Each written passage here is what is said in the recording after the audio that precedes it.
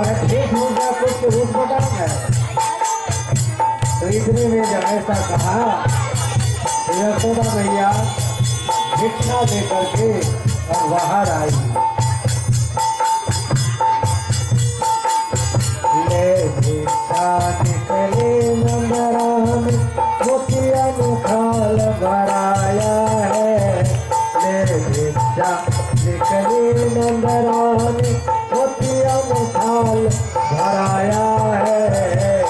भिक्षा लेकर गोदी जाओ मेरा लाल डराया है। भिक्षा लेकर गोदी जाओ मेरा लाल डराया है। बाबा तुम्हारा ऐसा रूप है कि मेरा लल्ला देख करके डर जाएगा, इसलिए भिक्षा ले लो और जल्दी से चले जाओ। भोले बाबा कहते ना भैया मुझे भिक्षा नहीं चाहिए। तो क्या भिक्षा चाहिए? ना चाहिए तेरी दुनिया दौलत, ना चाहिए तेरी माया है। ना चाहिए तेरी दुनिया दौलत, ना चाहिए तेरी माया है। ये भैया तेरी ये हीरा मोती मुझे नहीं चाहिए। तो क्या चाहिए? अपने कन्हैया का दर्द करा दो जो भी दर्द को आया है। अपने कन्हैया का दर्द करा दो जो भी द्वारे आया। यशोदा कहती है बाबा मेरे लल्ला का दर्शन करके क्या करोगे? क्या तू करेगा मेरा देख के लाला? तू करेगा मेरा देख के लाला। कर जाएगा मेरा नाजुक वाला, कर जाएगा मेरा नाजुक वाला। बाबा हमारा भेष होता है, लगता है कि कोई तांत्रिक है। आ जाओ। सोना तो देगा कोई इसको लगा, सोना तो देगा कोई इसको लगा। बाबा ये अपने बैल को हटाओ, जाओ यहाँ से। बाबा डमरू वाले बुढ़े बैल को हटा, बाबा डमरू वाले बुढ़े बैल। ये मतलब हिंदी कहते हैं माँ की यशोदा मैया अपने लाल को दिखा, माँ की यशोदा मैया अपने लाल को दिखा। शिव जी कहने लगे भैया इतने जिद मत करो। अब शिव जी थोड़े से नरम होकर के कहते हैं दर्श करा दे मैया मोहन प्यारे का, रूप दिखा दे मुझको अपने दुलारे का। मैया मोहन प्यारे का, रूप दिखा दो मुझको अपने दुलारे का। यशोदा कहती है बाबा अरे योगी पीछा छोड़ मेरे द्वारे का, दर्शन होगा तुमको मेरे दुलारे का। योगी पीछा छोड़ मेरे द्वारे का, दर्शन होगा तुमको मेरे दुलारे का। भोलेनाथ कहने लगे भैया ये सारे ग्वाल बाल गोपियां दर्शन तो कर ही रहा है, तो मैं मेरे में क्या कमी है, मैं क्यों नहीं दर्शन करूं? तो यशोदा कहने लगी बाबा अपने शरीर के तरफ तो देखो, ये बिच्छू सांप इतने लटकाए हुए हो, वो देखते ही तो बाबा आपका तो सूरत देखने लायक है ही नहीं। यशोदा कहती है तो बिच्छू नाग लपटावे तेरी सूरत किसी को न भावी। तो बिच्छू नाग लपटावे तेरी सूरत किसी को न भावे। बाबा देख देख डर जावे कलेजे वाले का योगी पीता छोड़ मेरे द्वारे का योगी पीता छोड़ मेरे द्वारे का दर्शन होगा तुमको मेरे दुलारे का। दोनों सिर पर अब भोलेनाथ कहने लगे भैया अगर दर्शन नहीं कराओगे तो कैलाश पर्वत पर भी मुझे तपस्या बैठ के तपस्या ही करता हो, यहीं बैठ जाता हूँ। तो बोले बाबा बैठ गए। अब यशोदा सोचने लगी कि ये बाबा बैठ गया तो अब ये कैसे उठेगा। कहने लगी यशोदा मैया बाबा डमरू वाले बूढ़े बैल को हटा, बाबा डमरू वाले बूढ़े बैल को हटा। मेरे बाबा कहने लगे मत यशोदा मैया अपने लाल को दिखा, मत यशोदा मैया अपने लाल को दिखा। हे भैया हे भैया तुम भी अपनी जिद पर है, मैं भी अपना जिद पर हूँ। कौन सा जिद?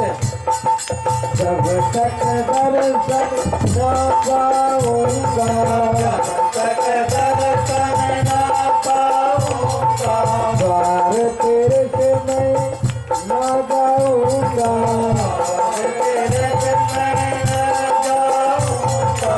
नचो दमक दमक डमरू जोर से बजा, नचो दमक दमक डमरू जोर से बजा, ये नचो दमक दमक डमरू जोर से बजा, जोर से बजा। अब ये एक ही पैर पर खूब डमरू जोर जोर से बजाने लगे। यशोदा मैया समझ गई कि अब ये बाबा भी बड़ा हाथी है, लेकिन चाहे कितना भी हट करे, लेकिन ऐसा रूप मेरा लाला देखेगा तो डर जाएगा, मैं नहीं दिखाऊंगी अपने लाला को।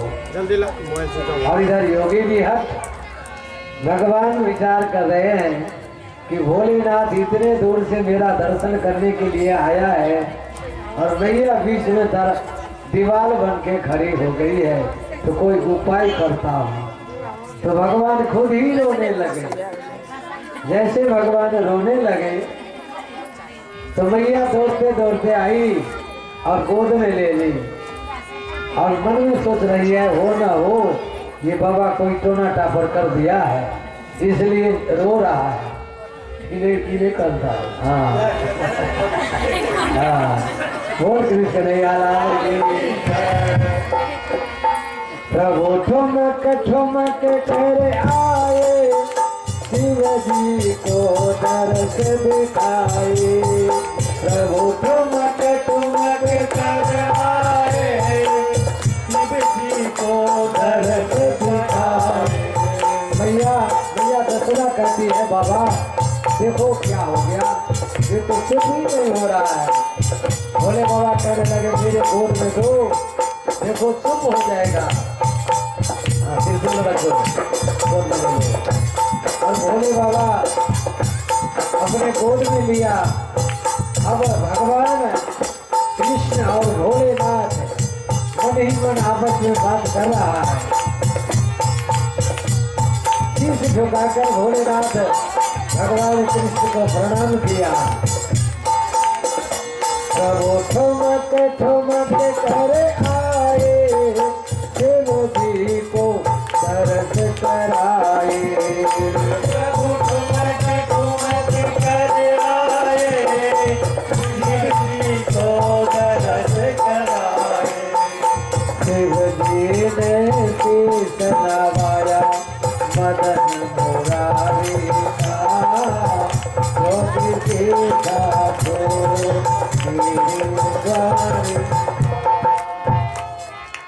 भोलेनाथ ने भगवान कृष्ण को प्रणाम किया और कहने लगे हे प्रभु आपने अभी तो दर्शन दे दिया, परंतु आप आए हो इस भूधरा पर भक्तों को महा आनंद देने के लिए महारास आप रचाओगी।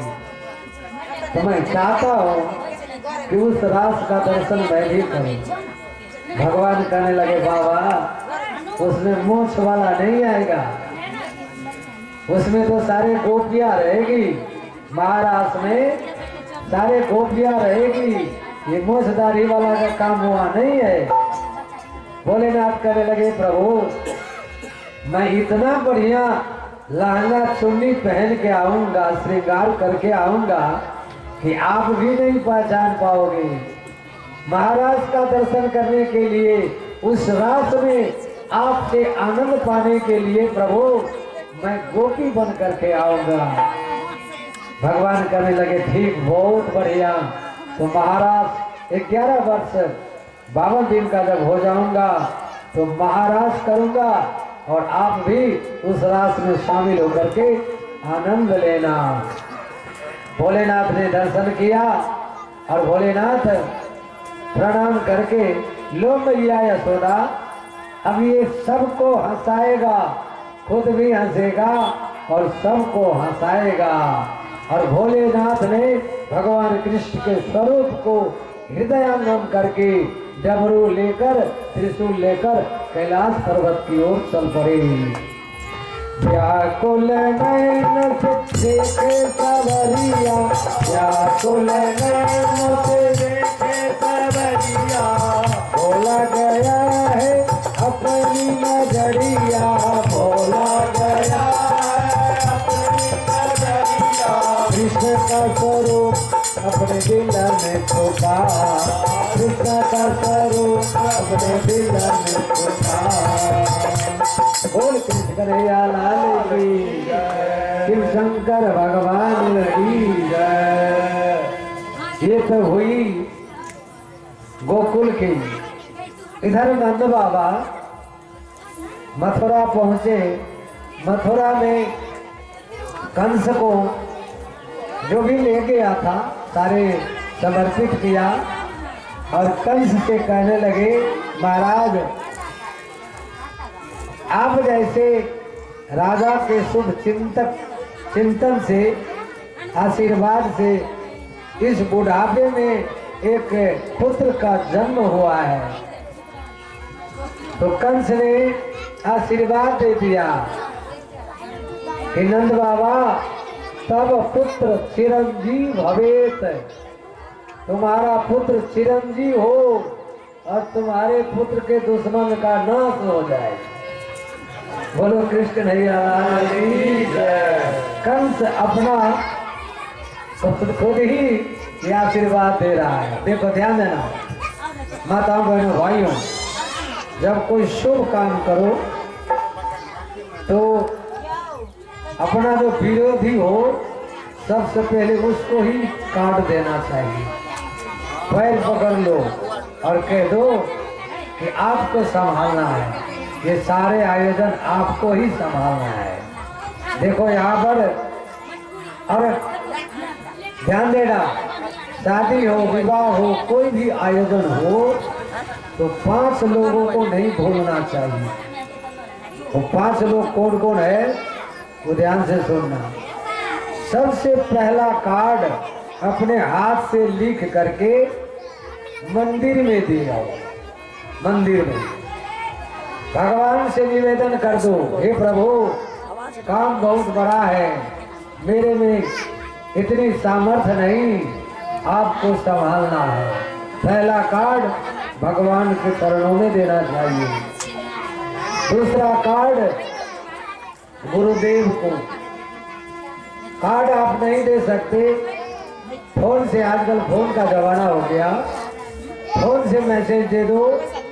गुरुदेव नहीं आ सकते हैं तो गुरुदेव वहीं से आशीर्वाद दे देंगे। दूसरा कार्ड, तीसरा कार्ड अपने पर राजाओं को। तो आई कल के राजा के भेल गांव घर तो मुखिया भेल, राजा मुखिया सरपंच वार्ड मेंबर ऐसा आगे पर जाओ नंबर प्रोग्राम करे सीधा थाना में क्या सब राजा भेला आई कल के। तो इन लोगों को नहीं बोलना चाहिए, जरूर कार्ड देना चाहिए, निमंत्रण देना चाहिए। तीसरा। चौथा हुआ पड़ोसी। पड़ोसी पड़ोसी होता है, पड़ोसी की कोई जात नहीं होती। ध्यान देना, मैं आपको सुनाता हूं सच्ची बात। मेरे गुरुदेव देहरादून में कथा कर रहे थे, मैं भी साथ में था। तो जहां कथा हो रही थी वहां से बहुत दूर पर कथा पंडाल लगा हुआ था। कथा करवाने वाले का जो घर से बहुत दूर पर, बहुत पैसे वाले, विदेश में रहता है उनके सारे लोग, तो विदेश से आकर के कथा करवाया था। तो पंडाल बहुत दूर पर लगा था। पूरे घर के लोग दरवाजा बंद करके और कथा पंडाल में चला गया था कथा सुनने के लिए। एक वीआईपी आदमी एक बढ़िया से महंगी गाड़ी लेके आया, उसमें ड्राइवर भी था। गाड़ी लेके आया, गाड़ी को रखा और दरवाजे पर दरबान था उसका। दरबान सोचा कि मालिक का कोई रिश्तेदार होगा, क्योंकि बहुत वीआईपी, हाथ में टेची। जाने दिया अंदर। अंदर गया और ऐसे लोगों को सब कुछ साथ में ही होता है। घर के दरवाजा खोल लिया, अंदर पहुंच करके, और जहां पर तिजोरी, जेवर, गहना, पैसे रखे थे सारे बटोर रहा था, पोटली बांध रहा था। और पड़ोस में ही एक मुस्लिम का घर था। मुस्लिम कथा सुनने तो नहीं जाता, वहां मंडप था, परंतु निमंत्रण उसको भी दिया था। निमंत्रण अपना जो अधिक ये होता है फॉर्मेलिटी पूरा किया था। मुसलमान भाई वहां से देख रहा है कि सबके सब तो कथा सुन